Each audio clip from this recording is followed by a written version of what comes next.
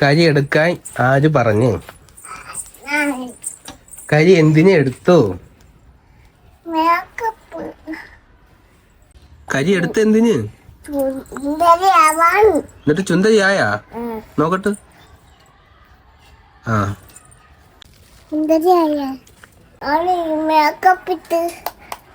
Makeup കൊള്ളാം. നീ makeup അഴിക്കണ്ടേ? നിനക്ക് അടി വേണോ? അടി വേണ്ട. ഇനി ഇങ്ങനെ ചെയ്യല്ലേ. ഇങ്ങനെ ചെയ്താ കഴുകി തരൂല കേട്ടാ.